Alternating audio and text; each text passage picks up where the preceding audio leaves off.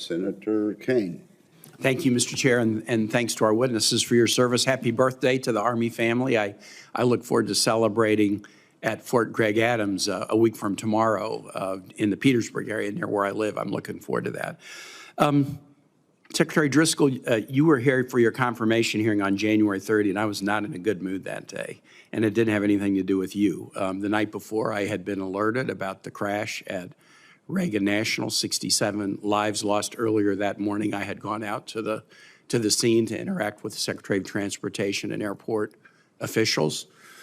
We know a lot more today than we knew then. The NTSB did an interim report that they released in March, and they frankly pointed out a lot of flaws. There were flaws on the Army side in terms of some of the broadcasting equipment on the Black Hawk not being turned on during that flight, and problems with some of the routes, particularly in the congested airspace. There were serious problems on the air traffic control side. There was a real shortage of folks in the tower that day.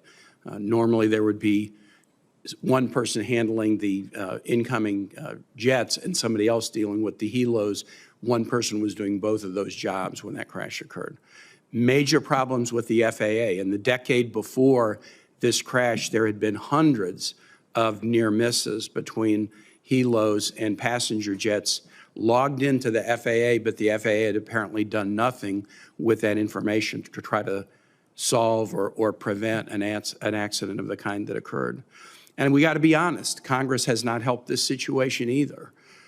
Shortly before that crash, months before that crash, Congress voted to add more flights into an over-congested airport over the significant objections of the Metropolitan Washington Airports Authority, which is appointed by Congress to run these airports. And they had told us, this is a disaster waiting to happen. Please don't add more flights. And Congress chose to do so anyway. And it's my hope that we will have learned the lesson and not repeat that.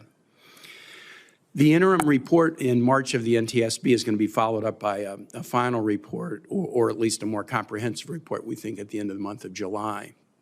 But I just want to reflect back on you. The 67 families, the memory of the 67 and their families, they're looking for answers. And when they watch a hearing and they hear a question about it, as was directed by Senator Reid, and the answer is, you know, there's an investigation ongoing and there's litigation, I'm going to tell you what they hear. What they hear when they hear that answer is minimizing liability is more important than our suffering. Minimizing liability is more important than making sure this doesn't happen again to other families. I've done a lot of disaster response as a mayor and governor, and I've had a lot of lawyers tell me, well, you can't really give answers because if you do, you know, somebody might file a lawsuit against you.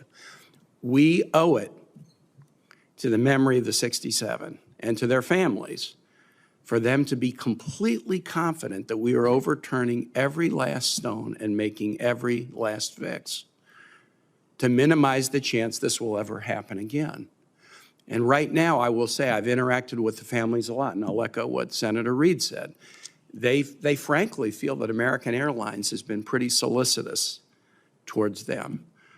They feel like the Commerce Committee in the Senate has been pretty solicitous towards them. They don't really feel like the Army has been solicitous towards them, have really sat down and heard their questions. And there's some that maybe can't be answered because the investigation is not yet complete, but they don't really feel that they're being listened to.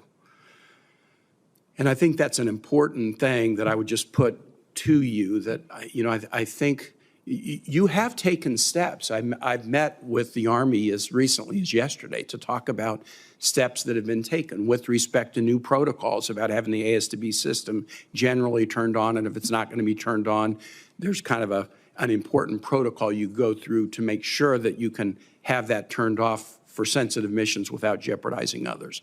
You've made some positive changes. You've made changes to the helicopter routes in the area, you know, this national capital region. That's really important. But I don't necessarily think some of the public is aware of the changes that have been made. There was a recent incident in early May where a helo passenger jet interaction caused the air traffic tower to ask the jets to do a go-around because of a helo that was landing at the Pentagon.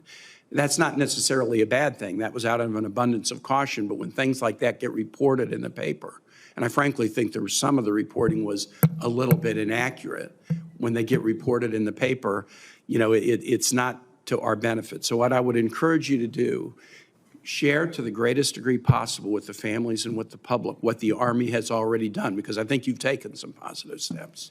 And then just try to maintain as close a dialogue as you can, not only with the families of the 3 Army aviators who died, but with the families of the 64 who lost lives on the passenger jet that day. Thank you. I yield back. Thank you.